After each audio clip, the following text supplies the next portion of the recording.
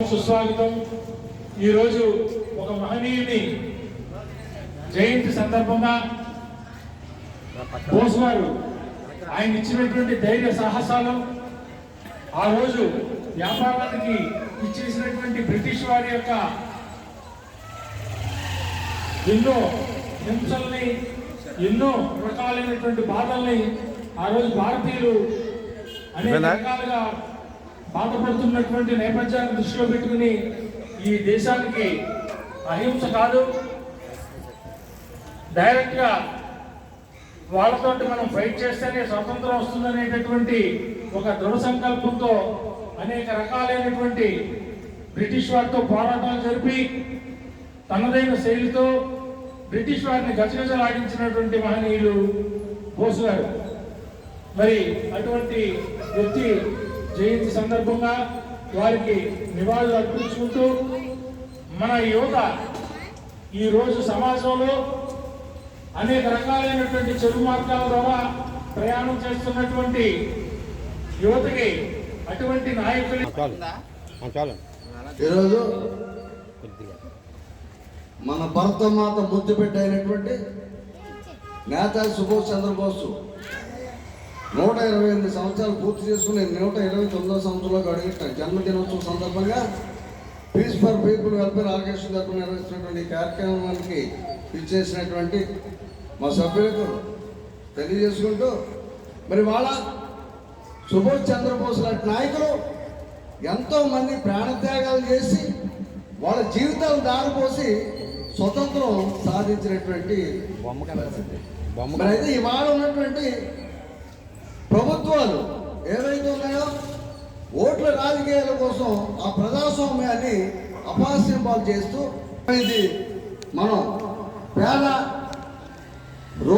రోగగ్రస్తులైనటువంటి ప్రజలకు సేవ ఇంకా ఇక్కడ ఉంటే సేవా కార్యక్రమాల రూపంలో ఈయన పాడైపోతాడని చెప్పేసి తల్లిదండ్రులు బాధపడుతూ లండన్లో ఆయన్ని ఐసీఎల్ చదివించడం కోసం పంపించారు.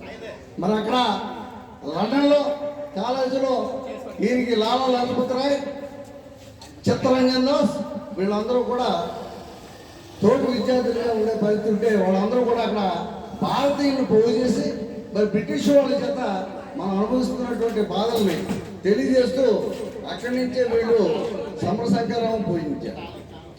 మరి ఆ రోజుల్లోనే ఆజాద్ హిందూ ఫౌజ్ అనే సంస్థ స్థాపించి మరి ఒక దళాన్ని బ్రిటిష్ వాళ్ళకి ధీటుగా ఒక దళాన్ని తయారు చేసి కవాతులు నిర్వహిస్తూ వాళ్ళ మీద దాడులు చేస్తూ ఒక భయోత్పాదన సృష్టించారు.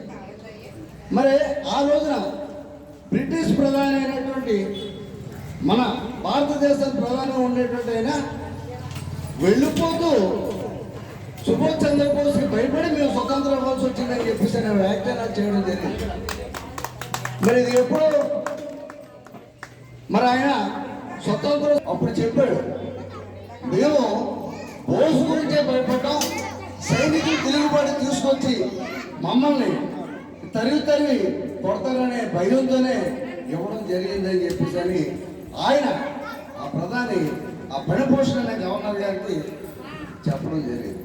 మరి వాళ్ళ ఆ స్వతంత్రాన్ని మన అపహాస్యం పాలు కాకుండా దేశానికి వాళ్ళ ఊరికి కూడా న్యాయం చేసే విధంగా ఉండాలని, మరి ఏ రోజున భారతదేశ స్వాతంత్రం కోసం పోరాటంలో ప్రాణాలు అర్పించి సాధించినటువంటి ఈ స్వతంత్రాన్ని మరి ఇవాళకి వరకు కూడా ఒక మహిళకి రక్షణ లేనటువంటి పరిస్థితి మన భారతదేశంలో కలుగుతూ ఉంది. మరి ఇటువంటి అరాచకాలు జరగకుండా ఉండాలంటే మరి ఇవాళ మత్తు పానీయాలు బానిసలై ఘోరాలు నేరాలు చేస్తున్నటువంటి వాళ్ళని గుర్తించి వాళ్ళ మీద చట్టపరమైన చర్యలు తీసుకుంటూ వీళ్ళు ప్రోత్సహించాల్సిన అవసరం తీసుకు వస్తేనే మన నిజంగా ఆ రోజున ప్రాణత్యాగ నాయకుల యొక్క ఆదర్శాలను కూడా మన పరిగణలోకి తీసుకుని మన యువతను నడిపించవలసిన బాధ్యత పెద్దల మీద ఉందని, నడవలసిన బాధ్యత యువత మీద ఉందని చెప్పి తెలియజేసుకుంటూ మా peace for people welfare organisation తరఫున సుభాష్ చంద్రబోస్కి జై, సుభాష్ చంద్రబోస్కి జై. ఇవాళ ఈరోజు 129వ జయంతి సందర్భంగా ఆర్యవైశ్య మహాసభ తరఫున వాణిజ్య విభాగం ప్రెసిడెంట్గా మొత్తం అందరూ వచ్చామండి. ప్రతి సంవత్సరం వస్తూ ఉంటాం ఇక్కడికి, ప్రతి సంవత్సరం వచ్చి కార్యక్రమాలు చేస్తూ ఉంటాం. ఈ కార్యక్రమం ప్రతి విద్యార్థి కూడా ఇది ఒక స్ఫూర్తిదాయకంగా తీసుకుని ప్రతి విద్యార్థి ప్రతి ఇంట్లో ప్రతి పిల్లలకి ఇంటింటా తెలియాలి. ఇది ఇంచేదంటే బోస్ గారు స్వాతంత్ర పోరాటంలో చేసింది ఎంత కాదు, చాలా చేశారు. మహిళా మిలిటరీ అనేది తీసుకొచ్చింది కూడా మన బోస్ గారే. బోస్ గారు సత్యాగ్రహం కాకుండా పోరాట యోధంలోనే వస్తుందని ఒక పిలుపునిస్తాం వల్ల ఆ రోజున యువకులు ప్రతి గడప నుంచి బయలుదేరి బయటకు వచ్చి బ్రిటిషర్స్తో పోరాడారండి. ఈ విషయంలో కూడా బోస్ గారు కటక్లో పుట్టిన ఆయన ఎక్కడ పెరిగిన దేశం కోసం ప్రాణాలు విడిచిన వ్యక్తి అయినా అలాంటి వ్యక్తికి ఈరోజు జయంతి కార్యక్రమం చేస్తాం చాలా ఆనందదాయకంగా ఉందండి. మా తరపున పిల్లాడి రుద్రయ్య గారు, మా బోర్గడ్డ మల్లికార్జునరావు, లలిత్ కుమార్ జైన్ గారు వచ్చారండి.